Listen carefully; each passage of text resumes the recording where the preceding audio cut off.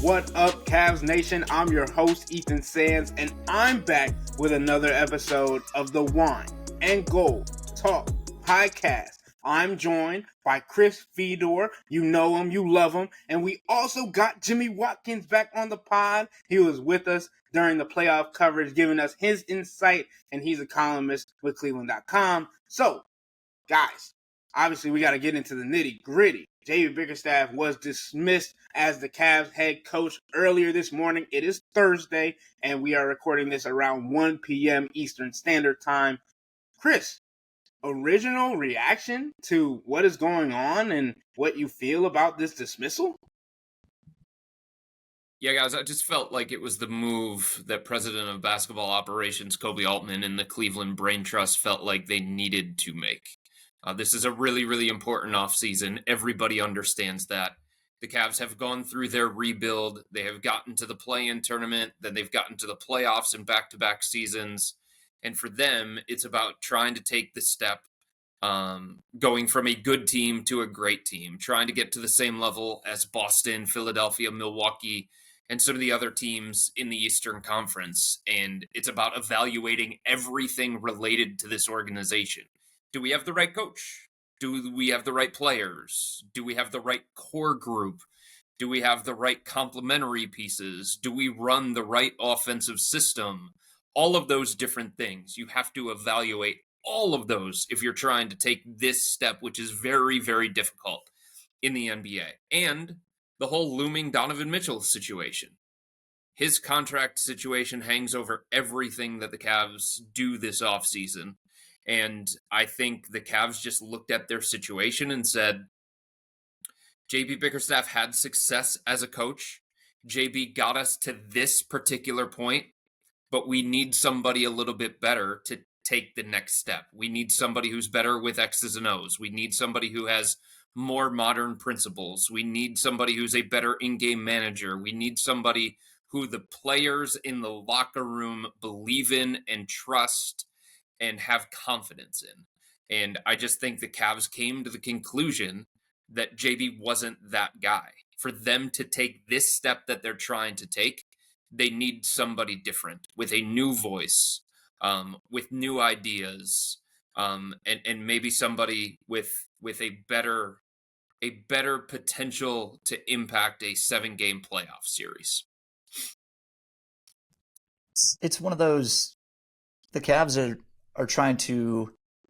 The Cavs don't know what they can't know right now, right? They're trying to take the leap from, as Chris mentioned, 50-win playoff team to 55-ish, whatever. Regular season win totals don't matter, but like championship level team,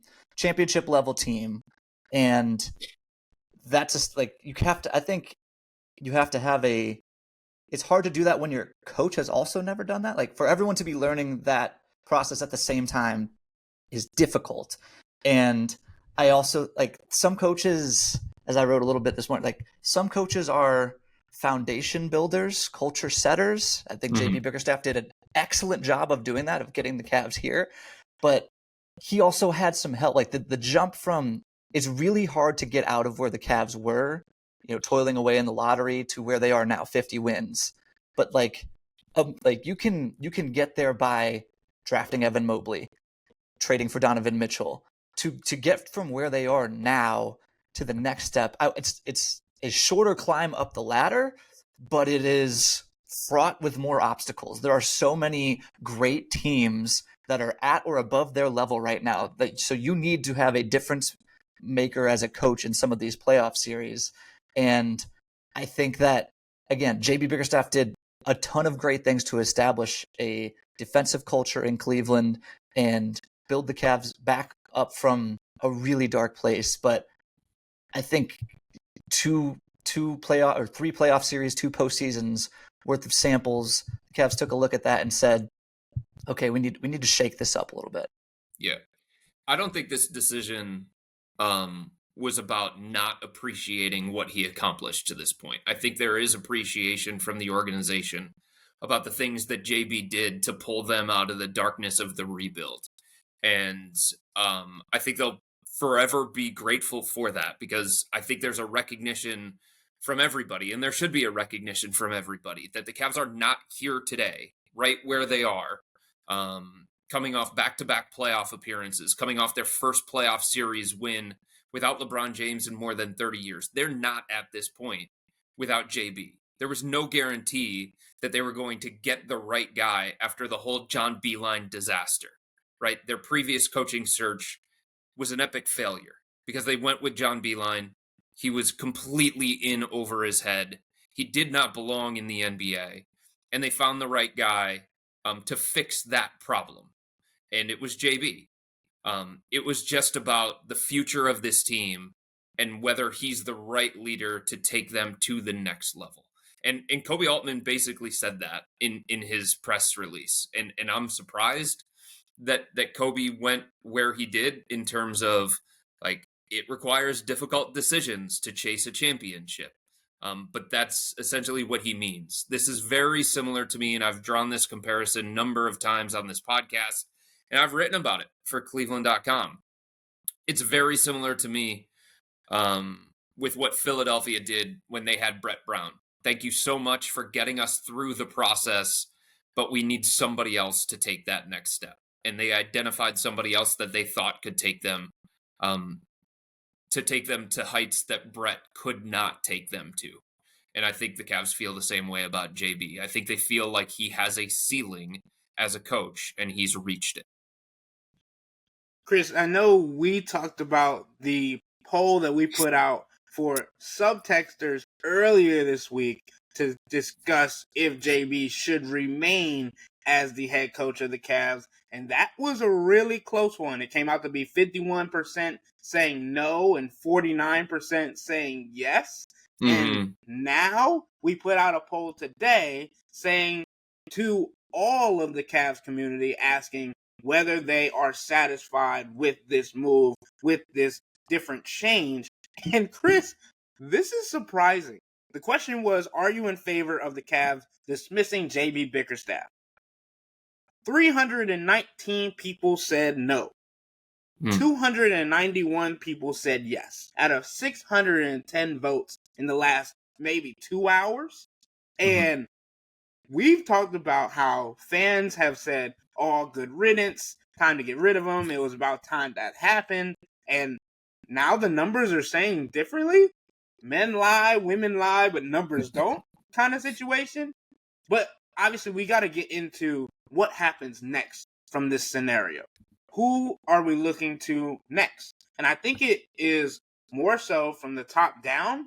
And how much do you think Dan Gilbert is going to be involved in the selection of the coach and what the team does going forward, and how much of his hand is going to be in it? And also Donovan Mitchell, but we'll get into him more specifically later. So, Jimmy, I wanted to start with you and get your sense of what you're thinking about how much Dan Gilbert's going to get involved in all of these different scenarios. The Dan Gilbert thing I'm probably going to leave to Chris because he knows that side of the organization better than I do. I think in the past, I could say Dan Gilbert has been very involved in these decisions, but I don't know where that stands since he had his medical issue a couple of years ago. What I will say is, typically when coaches or when franchises in any sport fire a coach, they tend to replace him with a coach that has the strengths that reflected the previous coach's weakness.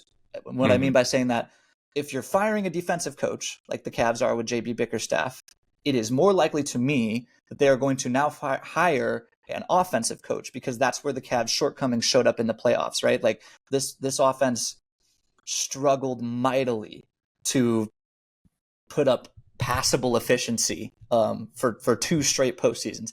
This one is a little bit muddied because of the injuries that the Cavs were dealing with during the playoffs this year, which I think probably muddied our subtext poll a little bit. Like that little kick that the Cavs showed at the end of that Boston series without Donovan Mitchell, without Jared Allen, in the last game without Karis LeVert. I think Cavs fans respected that and interpreted that as, well, okay, this guy definitely hasn't lost the locker room. In fact, they might be playing with a little bit of extra motivation, knowing what's on the line here. You know what I mean? Like that was impressive to me, and JB Bickerstaff deserves credit for getting that out of his locker room.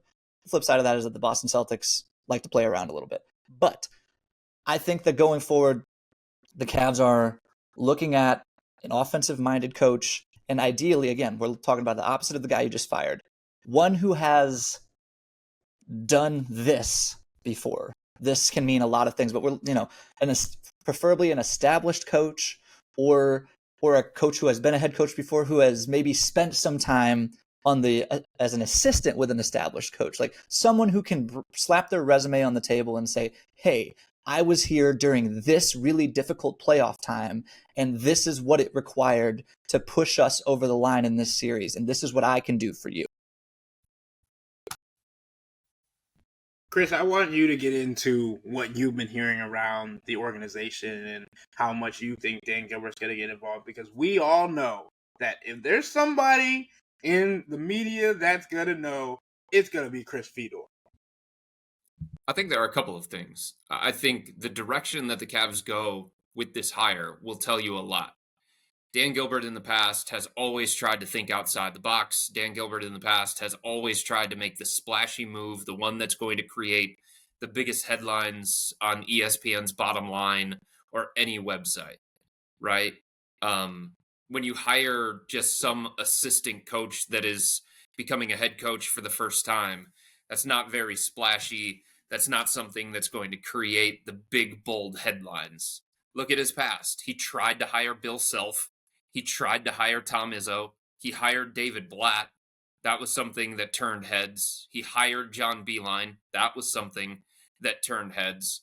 So I wouldn't be surprised if Dan Gilbert gets heavily involved, that the Cavs try and do something outside the box. However, I am told, even though Dan Gilbert is always going to be involved in every major decision of this organization, just like every owner in every sport is going to be involved in every major decision. And this is a critical offseason for the Cavs because they're trying to keep Donovan Mitchell here. I'm told that Kobe Altman and Mike Gansey, the general manager, are compiling the list of candidates, and they're primarily running this search. Dan's going to have approval. Dan's going to be involved in the process. But I don't think he's going to put together the list of candidates. He'll have input, just like every owner is always going to. But I don't think he's going to dictate to this front office, you need to hire this person or you need to interview this person. I don't think it's that kind of coaching search for the Cavs. I think the next big point that we need to get into is how big of Donovan Mitchell is going to have his role in the selection of this next coach, what he's going to be able to do, and if he's going to be here for the next coach and how long that coach is going to be here. Because a lot of the subtexters have been asking and saying, well, if they made this move, the 4-year whatever contract for Donovan Mitchell has got to be on the table already, ready for him to sign, or the ink is literally drying, because there needs to be a message being sent saying that if JB wasn't the guy that Donovan wanted, whoever, not putting words into his mouth, but if that's not who he wanted, and now he's gotten the opportunity to handpick who he wants as his next coach, then you really got to say, okay, well, if you're going to do that, then we need you here. What do you think of that situation, Chris, and how much Donovan Mitchell's availability for the Cavs is going to sway who they go for? I think it's significant, and I think it played a part in the Cavs moving on from JB. I do think that this is a decision that helps when it comes to keeping Donovan Mitchell. I do think that there were questions that Donovan had about JB as an in-game manager, as a tactician, as a leader, as somebody who was organizing practices and trying to get the most out of this roster. So I think a lot of the things that the Cavs are going to do moving forward are with Donovan's future in mind and what they think is going to appeal most to Donovan. In saying that, like, I don't think he's going to dictate who the Cavs should be interviewing. I don't think he wants to be involved that heavily in the coaching process. Usually, this is not always, but usually players want to take a step back from that so that their name's not attached to that. But I do think that the Cavs are going to think, okay, what benefits Donovan or what benefits us when it comes to the Donovan decision. So I don't think Donovan had great confidence in JB. I think there were a lot of players in that locker room that questioned JB.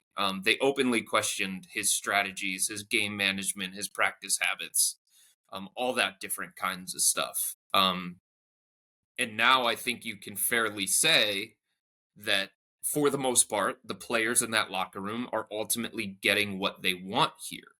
Now it's going to be up to them, whoever the new coach is that comes in, to find a way to fall in line with that coach, to find a way to do the things, buy into the things that coach is going to preach, and try and see if they can get the most out of this situation that they're in. We've talked about it, I think, as soon as Game 5 ended. It was very telling to me that a couple of the players said, I think this team is capable of a lot more. And look, that could mean a lot of different things. And there were raw emotions in that locker room following the Game 5 loss against Boston. And players were still trying to digest everything that happened throughout the course of the season and throughout the course of the playoffs. But the players talked repeatedly about the talent that they had in the locker room. They believed that there was enough talent in that locker room. I think there might be some open-ended questions about the kind of talent, but they believed that there was more to get out of this roster. And it led me to think that they were alluding to the fact that the coach didn't get enough out of the roster. Look, the bottom line is that the power dynamic in the league has shifted dramatically over the last 10 years. Coaches do not just, they do, but coaches do not just simply tell players what to do anymore. They do that, but it's not that simple, right? And right. Front offices do not just move chess pieces around in their front office to accentuate their superstar's strengths. They do that, but it's not that simple. I think what Chris is saying, it's a very delicate situation. Like Donovan Mitchell, the thing that Chris said about Donovan Mitchell, where he definitely wants to have a coach that fits him, but he also wants to be removed from the coaching search, is something that exists across the league. Like no team with championship aspirations, particularly with championship aspirations and a superstar that they're trying to get to sign a long-term extension, is hiring a major piece of their organization without, I don't know if consulting is the right word, without an understanding that superstar approves of that decision. Yeah. But it is also true that Donovan Mitchell does not want to be framed in this LeBron James light as like, oh, Donovan's pulling the strings. And I think the truth, as it is with most things, with these situations, is probably somewhere in the middle. Like Donovan Mitchell, LeBron James, whoever you want to say, definitely does have influence over who makes these decisions, or who is put in position to make these decisions with the roster or with the schematics. But they don't like point and say, sorry, yeah, Kobe Altman, scrap that list. This is my list. Like it's a little bit of both. But the new coach, whoever he may be, does need to have let's see what's the right word here, a partnership with Donovan Mitchell, right? Like they will they need to be on the same page about like how you don't think that this coach is going to come in and have a meeting with Donovan Mitchell and say, how do you want to run the offense? Right. That would just be a dereliction of duty. Like that's just how this stuff works. So of course Donovan Mitchell plays a huge role in what's happening here. But the other thing that the Cavs have to keep in mind, by the way, is that, we haven't heard a Woj bomb or a Chris missile. I'm trying to get Chris missile to catch on here with this podcast about this. But Donovan Mitchell, to my knowledge, has still not signed a long-term contract extension. So when you're hiring a coach, it's very important that he has a good partnership and rapport with Donovan Mitchell.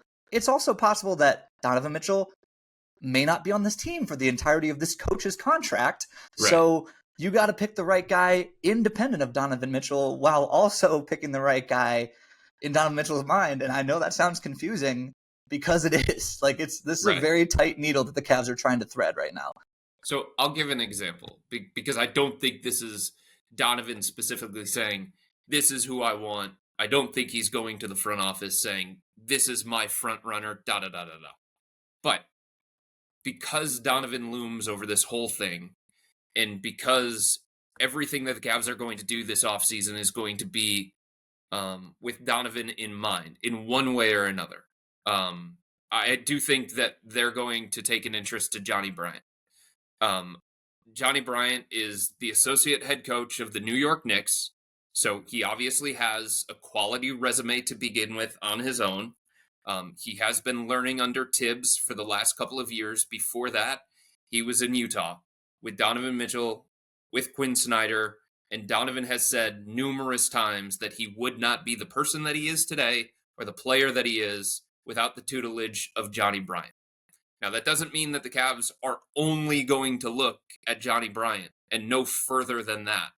But I do think that that is somebody that the Cavs will consider because of his resume, because maybe he is ready to take that next step from associate head coach to head coach, and because there is nobody out there that has the kind of relationship or the kind of trust or belief from Donovan as Johnny Bryant does. Another name to watch, he's with the Dallas Mavericks right now, it's Alex Jensen. Now, on his own, he's somebody that the Cavs would consider. He is somebody that the Cavs have considered in the past. He has ties to the Cavs. He was with the Cleveland Charge as their head coach. So obviously this organization knows him. Mike Gansey, the general manager, knows him extremely well, and other members in this organization know him extremely well too. So does Donovan, because Alex Jensen was with Donovan in Utah. He's looked at as a very good offensive-minded coach. He's looked at as very good when it comes to X's and O's. He's got national team coaching experience. He's been in some meaningful playoff situations, not as a head coach, but as an assistant coach. And I think, again, there is a through line between Donovan Mitchell and Alex Jensen, just like there's a through line between Alex Jensen and the Cavs, the organization as a whole. So that's not Donovan saying, those are my guys, you need to interview those guys or else. That's just a general understanding from the Cavs that, one, those guys are pretty qualified. Two, those guys have pretty good resumes. Three, we might be pretty comfortable with the idea of interviewing them. And, oh, by the way, Donovan probably has a different belief level in those guys than some of these other coaching options. Real quick on that point, because I think a lot of Cavs fans heard two assistant coaches' names that maybe they didn't know before just now and are thinking, what? We hired the coach who won our first playoff series without LeBron in 30 years, and now we're going to go hire a first-time head coach? What's going on here? To that, I would say, not only do they have great ties to Donovan, but they haven't. I like the versatility in their resume. Obviously, both of them under Quinn Snyder, he's like an offensive wizard in this game, right? Like, he plays the beautiful game. Those Jazz offenses were really fun to watch. But then to go from that to, in Bryant's case, Tom Thibodeau, who was like the defensive guru going all the way back to his time as the assistant coach on the Boston Celtics championship teams with Paul Pierce and Kevin Garnett. Like, defense follows Tibbs wherever he goes. He's just great at getting buy-in on that end of the floor. And the same thing can be said about Jason Kidd in Dallas. I mean, like, think about Dallas has – everyone gets fixated on Luka and Kyrie being amazing with the ball in their hands. Dallas has an elite defense this season and going into these playoffs. Like, and think of the personnel he has that he's building that defense with. Kyrie Irving doesn't have a great defensive reputation. He always ratchets it up in the playoffs. Like, his engagement level increases, but he doesn't have a great defensive reputation. Luka Doncic doesn't have a great defensive reputation. Made the game-saving defensive play by breaking up a lob pass last night against the Mavs. Derek Lively's a rookie. Like, they're working with a lot of interesting pieces over there, and they're creating great. So that's to the Alex Jensen point. So I know that you're hearing these assistant coach names and you're going, like, what? Really? Like, what? That these guys are legit, and also there's not going to be a home run hire out there on the board. Maybe you like Frank Vogel. Maybe you like Frank Vogel because he won a championship with the Lakers and built a heck of a defensive culture with those Pacer teams. Maybe you like Tom Terry Stotts is still out there. He had a top 10 offense, I think 6 of his 9 years that he was coaching the Portland Trail Blazers. But like, this is just maybe, and we can have a conversation about the timing of this firing. Like, there would have been better coaching options on the board this time last summer, but this is the situation that we're working with here. And so you have to work with the pool of candidates that you have. And just because you haven't heard of a guy doesn't mean they're qualified. Right. They're Who unqualified. was Chris sorry. Finch before he took over for the Minnesota Exactly. Team? Right. It was Mark Dagnall before he took over for the Oklahoma City Thunder. Who was Eric Spoelstra before he became the heir apparent in Miami? You know what I mean? So a lot of these guys have to start somewhere. And every year, NBA.com does a various GM survey. And I always think it's interesting because one of the questions that they ask to executives across the NBA is who is the best assistant coach in the NBA? And that doesn't mean that the best assistant's going to make the best head coach because there are different responsibilities. But I think it's fascinating because number one is Jordi Fernandez. He obviously is in Brooklyn now with the Nets. The Cavs like him a lot, and the Cavs know him very, very well, and he got his start with the Cleveland Charge. But he's off the board, so forget him. Tied for second is Terry Stotts, and then Kevin Young in Phoenix. Kevin Young left the NBA and went back to college because of all the chaos that was happening around the Suns. Then came Sam Cassell, then came Charles Lee. Charles Lee got the job with the Charlotte Hornets. So if you just look at that, you can kind of get an idea of who the NBA thinks is the next great assistant that could become the next great NBA head coach.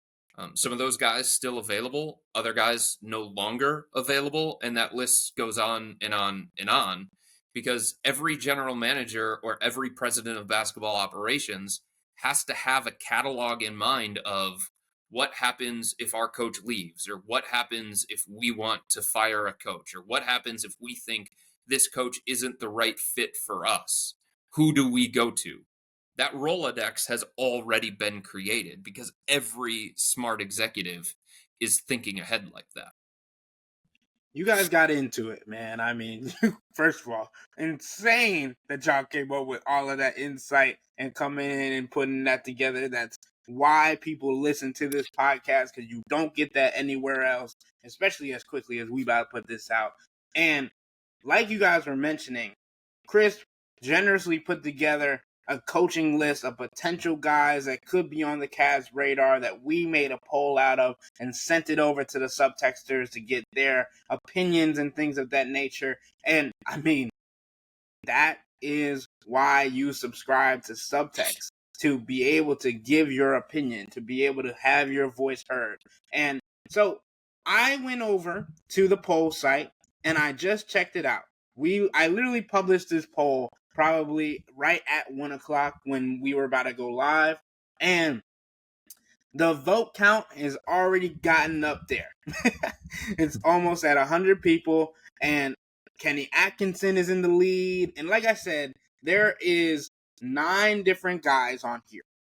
And obviously I put this into the subtext poll so they could be able to not only vote, but they can also give their opinions on the poll itself. And Chris, these subtexters, man, already are saying I left people off the list. 9 people that we gave, and I put other as the 10th person because I knew that there were going to be people that were saying that they didn't get their vote in. So, like I said, Kenny Atkinson is in the lead of this poll, and the second person, or I guess option, is other. And people are talking about, oh, you left out Ty Lue. He hasn't officially signed the contract with the Los Angeles Clippers. And then also, like, Luke Walton should be in the conversation. And we talked about that whole conversation on yesterday's podcast. Yes, Jimmy, Luke Walton. So I just wanted to briefly, Chris, get into why you might or might not think Ty Lue was even an option in this conversation, because the paint or the ink has not dried yet on his contract with the Clippers. Here's the thing. I would not be surprised if Kenny Atkinson gets an interview. I would not be surprised if Micah Nori gets an interview. He's the assistant coach for the Minnesota Timberwolves, who has kind of taken over for Chris Finch because Chris Finch has his injury situation. I would not be surprised if James Borrego gets an interview. He's an assistant with the New Orleans Pelicans. He's been a head coach in the past. I would not be surprised if Dave Yeager gets an interview. He was a coaching consultant for the Cavs for a couple of months before he left the organization to go join Doc Rivers in Milwaukee. I actually thought that there was a chance that when there was a lot of speculation about JB getting fired earlier this season, and there was a lot of pressure mounting on JB, and there was a lot of frustration coming from members of the organization, members of his coaching staff, and the players themselves, I thought Dave Yeager was going to be the guy who was most likely to take over the situation for the Cavs. I think Terry Stotts, I wouldn't be surprised if he got an interview. I would not be surprised if Michael Malone's right-hand man in Denver, David Adelman, got an interview. So I do think that the Cavs are going to try and conduct a relatively extensive search, but I also think they have an idea in mind of where they want to go. And I think they're comfortable enough with the candidates, obviously, to make the decision to move on from JB. So I think there are a bunch of different names that we'll continue to hear over the next couple of days, maybe even the next week. And it'll be really, really interesting once that process plays itself out, what the Cavs ultimately determine is the most important thing to them moving forward, and who is the most worthy candidate of the group. Like I said, JB was the runner-up to John Beilein a number of years ago, and they still brought him on as the associate head coach or the coach next in line. That obviously came quicker than a lot of people expected because John Beilein flamed out and he was completely in over his head. But there's a possibility that that happens too. That one of these guys that the Cavs look at as a head coach isn't the guy who wins the job, but the Cavs try and build that guy into their staff somehow, some way. So you'll continue to hear a bunch of different names, some of them that you've heard of, some of them that are more recognizable than others. And the one thing that you can say is that even if the Cavs don't get the right guy, they will do their due diligence. They will do their research. And in a roundabout way, every smart executive has been preparing for this kind of moment, even if they had a coach already in place like the Cavs did with JB. And Chris, I don't want to follow up too heavily on this, but JJ Redick and Ty Lue are two guys that have been in conversations a lot this offseason for potential jobs. Do you see the Cavs pursuing one of these guys as well? I know you went through your extensive list based on things that you've heard, but I gotta let the fans hear this from you. Well, I mean, I think JJ Redick is somebody that a lot of NBA teams have shown interest in. If he feels like this is a good fit, good situation for him, I think the Cavs would certainly be interested in having a conversation with JJ. There's no doubt about it. But he's somebody who is going to have other options, the Lakers being one of those options. Does he think the Lakers are a better situation than the Cavs?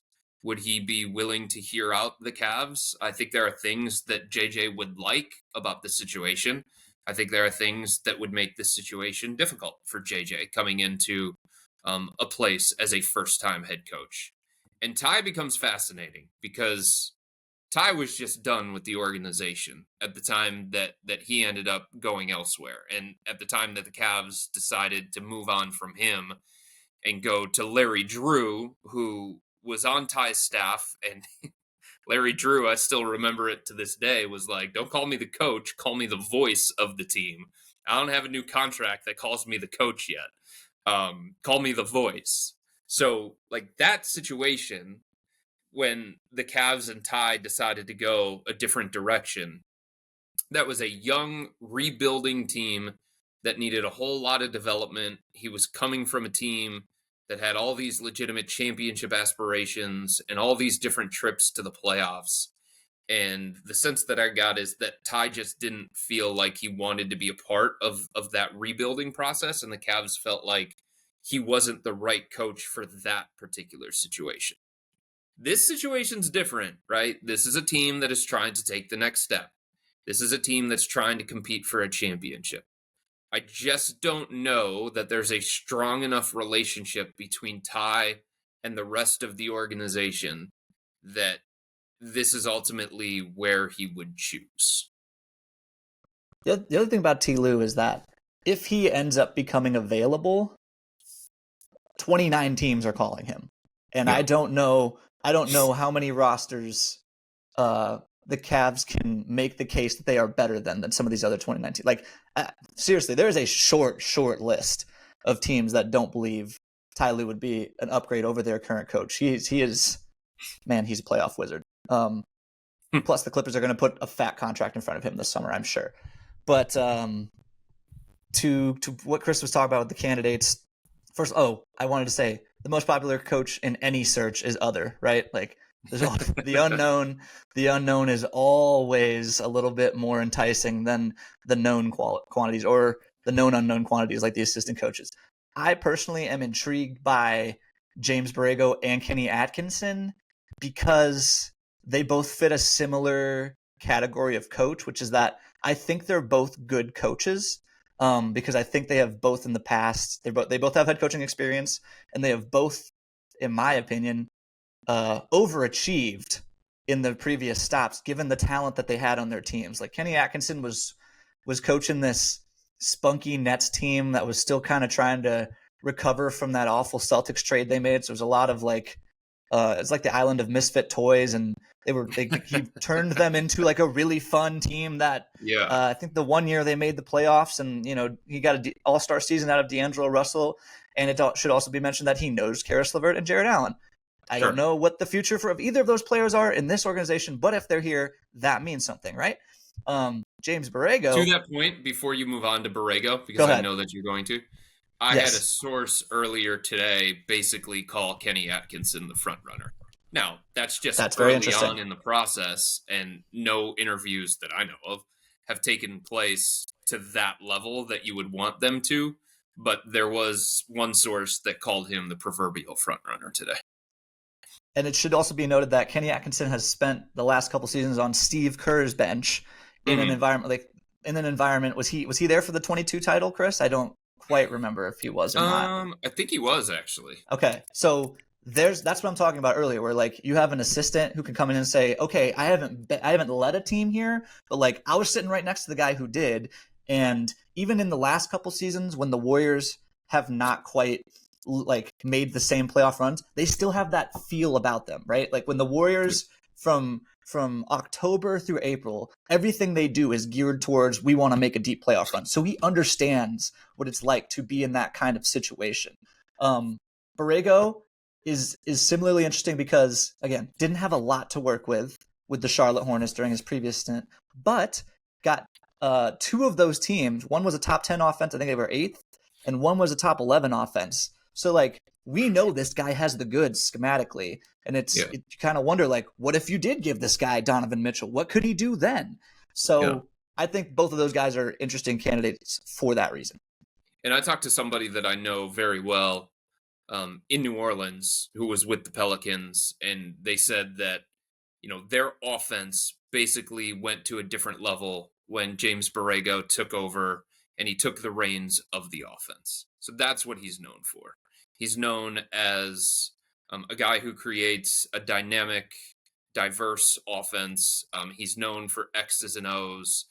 Think about the guys that he has learned under throughout the course of his career, one of them being Pop. 331 games of head coaching experience is tough to overlook. There's no doubt about it. And if you just, going back to something that you said earlier in this podcast, Jimmy, if you just look at some of the perceived flaws of JB, you'll start to see that, Kenny Atkinson is viewed the opposite kind of way. James Borrego is viewed the opposite kind of way. Terry Stotts is viewed the opposite kind of way. The other thing that Borrego and Kenny Atkinson have in common is they're both known as very good when it comes to player development, and think about how important that is for this organization and how important it's going to be moving forward, especially with Evan Mobley. And and this is a large if Darius Garland sticks around long term, considering the regression that he showed this past year. I don't mean to steal your seat, Ethan, but I want to ask Chris a quick question about Kenny Atkinson. Kenny Atkinson in Brooklyn, that tenure ended at least in part to our point about superstar partnerships, because Kevin Durant and Kyrie Irving either wanted it to or approved that decision. So, if the Cavs hire Kenny Atkinson, Donovan Mitchell's getting on the phone and saying, "What's up, guys? Why didn't you like this guy?" So what do you make of that dynamic? I think there are certain coaches that are hired at times in the stage of their career and evolution to hire to coach certain kinds of teams. Like I was talking about with Ty Lue.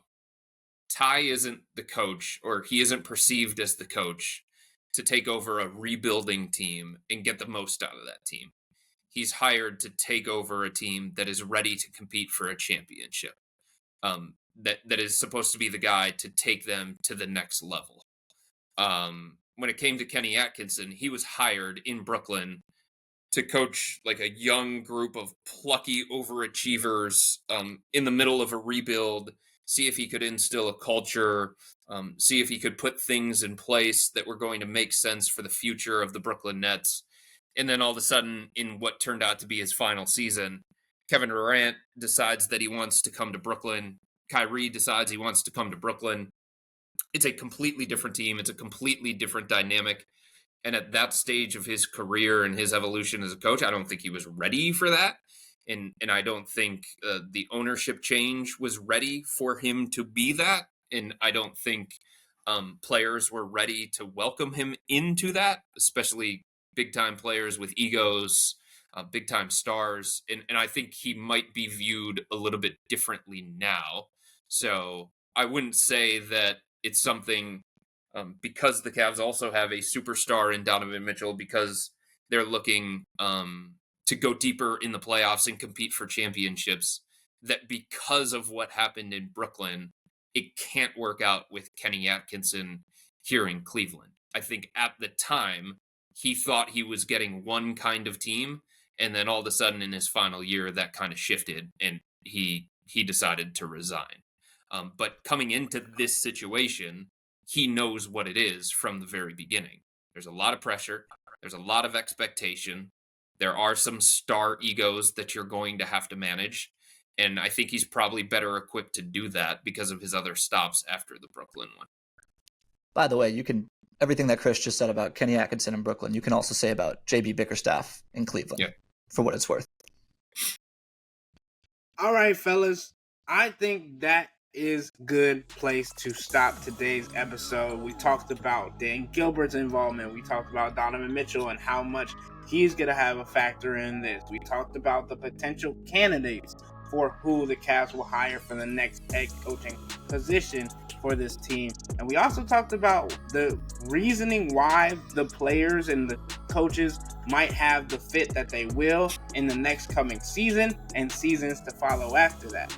So, to continue to get your perspective and to give everything that you know back into this Cavs community, you need to subscribe to Subtext. And to do that, you can just sign up for a 14-day free trial or visit cleveland.com/Cavs and click on the blue bar at the top of the page. If you don't like it, that's fine. All you have to do is text the word STOP.